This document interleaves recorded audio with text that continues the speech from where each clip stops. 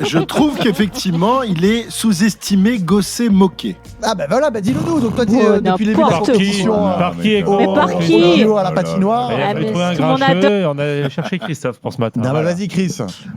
Non, mais alors moi j'adore le patinage. Je vais vous dire que la première fois que j'ai été commenter une compétition de patinage, c'était il y a 30 ans.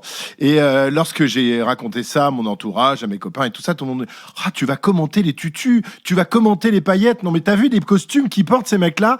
Et effectivement, il y avait un côté, le patinage, c'est pas un sport ni très viril, ni très compétitif. Mais quand on se penche vraiment, quand on voit vraiment ce qui se passe dans les patinoires, quand on voit les entraînements et même les compétitions que livrent ces gens-là, franchement, moi j'ai une admiration totale pour les patineurs.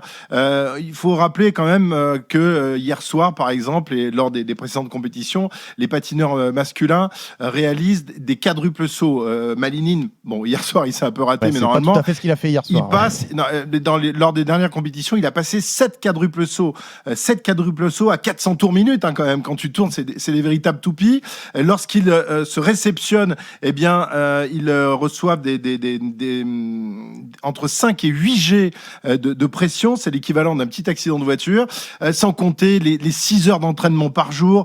Sans compter aussi, surtout, l'aspect mental de la chose. Parce qu'hier soir, vous l'avez vu, c'est terrible quand tu rates ta performance, eh bien, tu dois malgré tout aller dans le kiss and cry, c'est-à-dire t'asseoir avec une caméra qui te braque, avec tes entraîneurs qui t'adressent même pas la parole, ils sont à tes côtés, personne ne te dit rien, tu sais que tu es au fond du trou, que tu sais que tu seras jamais champion olympique, et tu dois vivre cette situation, mais c'est affreux. Adancia Imfa, hier, je pense qu'il avait qu'une envie, c'était se mettre la tête sous l'eau et disparaître des caméras de télévision, et là, il est obligé de rester pendant 3 minutes. Donc franchement, c'est un sport avec une charge mentale terrible, avec une charge physique terrible, et c'est un sport qui plaît.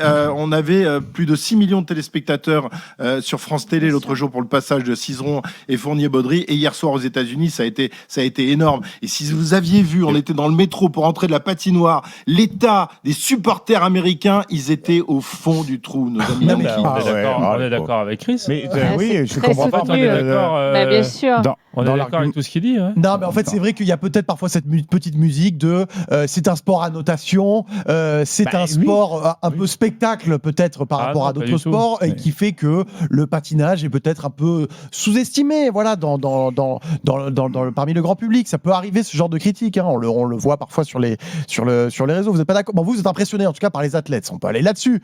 Ce sont des athlètes exceptionnels. Marion, vas-y. Non, mais il n'y a pas que ça. Il y a tout d'abord effectivement les records d'audience qui font que s'accumuler. Enfin, je pense que ça a traversé les générations. Nous, on a plus grandi avec Philippe Candeloro et Surya Bonali, mais de génération en génération, on a suivi tout le temps nos patineurs français ou internationaux. Là, c'est Ilia Malinine qui est la star actuellement mondiale, mais lorsque moi j'avais la chance de pouvoir jouer au Japon, il y avait Uzuru Hanyu qui était un patineur japonais qui dominait à l'époque, qui a gagné les Jeux Olympiques de Sochi et de Pyongyang, qui était une méga star au Japon, absolument absolument extraordinaire.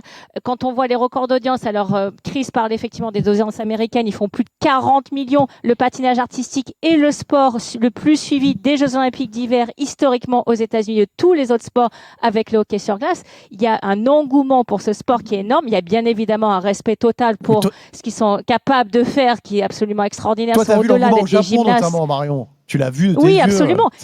Et puis Hollywood s'est emparé de ça aussi. Il y a ce film qui est très connu qui s'appelle I, Tonya, qui justement raconte l'histoire véridique de Tonya Harding, patineuse américaine, qui avait organisé avec son entourage l'agression de sa rivale Nancy Kerrigan juste avant les Jeux Olympiques. Quand il y a le Hollywood qui se passionne pour un sport et qui en fait un film, des audiences qui font des cartons et même au-delà des Jeux Olympiques lorsqu'il y a des compétitions mondiales ou organisées dans le monde entier, et en plus effectivement des sportifs qui sont totalement reconnus par tout le monde, je vois pas où on critique le patinage et où le patinage n'est pas reconnu, très franchement. Regardez, cette semaine, les Américains ont beaucoup joué là-dessus, sur les notations des juges, par exemple. Oui, mais ça, c'est partisan. Oui, ok, mais bon, ça a toujours... Mais exactement.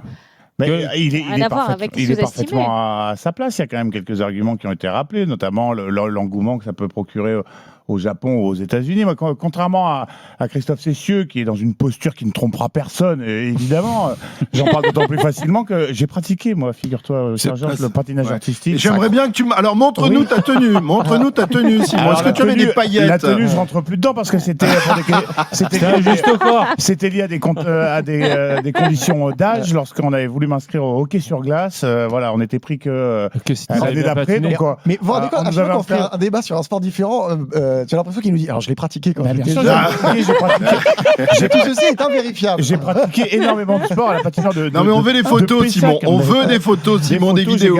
J'ai gardé les patins et la crosse plus longtemps. Que ce soit physiquement très éprouvant, que ce soit un vrai sport de très haut niveau, et il est parfaitement à sa place. Il y a énormément quand même de gens qui s'intéressent pas du tout ni au ski alpin, ni au sport de glisse, ni au biathlon, ni au ski, et qui adorent le patinage artistique. Ça touche des gens qui sont pas a priori des grands amateurs de sport.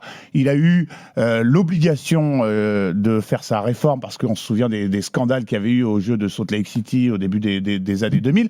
Malgré tout, ça reste quand même un sport où la performance physique et technique est quand même complétée par une appréciation artistique. C'est la subjectivité qui parfois... Christophe me parle de mes tenues. Si tu préfères la jupe de l'anglaise à celle de l'américaine, tu marques des points. On rappelle que les jurys, ils émanent quand même du sérail des différentes fédérations qui proposent leurs candidats. Il y a quand même du copinage là-dedans, il y a quand même des relations là-dedans, et une part de subjectivité qui fait que, à la différence d'un match de foot ou d'un match de basket, où c'est celui qui marque le plus de buts ou de points qui l'emporte, là il y a quand même une composante humaine et subjective qui fait qu'on peut rester parfois sur la réserve. Moi j'étais à Sochi pour les Jeux de 2014, Péchala Bourza, ils finissent 4e au pied du podium. Bon, il y a la moitié du panel qui considérait qu'ils méritaient la médaille de bronze, et pourtant aucun scandale vérifiable là-dedans. Donc voilà, c'est quand même une discipline moitié artistique, moitié sportive. Bennett. Ouais, non, mais Simon, c'est pas propre au patinage artistique, c'est propre à tous les sports qui sont sujets à la notation. Là, tout à l'heure, on va avoir le ski de boss parallèle avec Perrine Lafont. C'est pareil, il n'y a pas que le chrono qui rentre en compte. Il y a le chrono quand même. Oui, mais c'est une petite partie du truc. Quand ils font le half-pipe, le freestyle, le slopestyle et tout, c'est pareil. Ces sports à notation, ça reste subjectif parce que chacun a sa sensibilité. Là, pour le patinage, Simon a raison, tu peux être malgré toi inconsciemment touché par le choix d'une musique, par un mouvement, par une tenue qui peut faire un dixième de différence dans ta note par rapport à d'autres choses. C'est très dur de rester objectif tout le long et on l'a vu avec notre couple français en or qu'il méritait certainement totalement. Mais le juge français a noté bien plus généreusement Cizeron-Fournier-Baudry que les autres. Donc voilà, de longtemps on s'est fait avoir par différents pays qui ont composé la Russie ou l'ancienne Russie.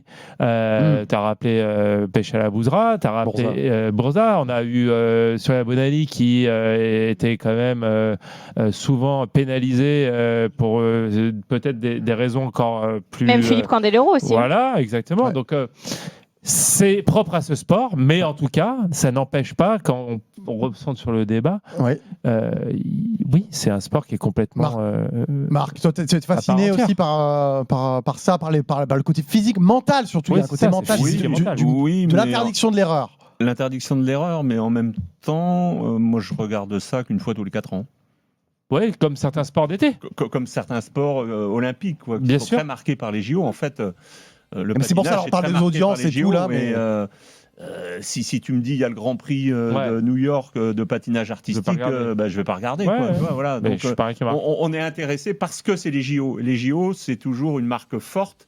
Et aujourd'hui, on consomme du sport. On consomme des événements, on consomme des disciplines qui sont liées notamment aux JO pour ce bon nombre de disciplines. Donc, il y a un regard un peu plus éloigné. Et moi, je regarde, des Français vont gagner, donc je vais prêter un œil à ce qui se passe. Mais s'il n'y a pas un couple de Français dans le match pour une médaille... c'est sûr que ça fera peut-être pas 6 millions comme ça l'a fait l'autre jour sur France Télévisions, il faut en être tout à fait conscient.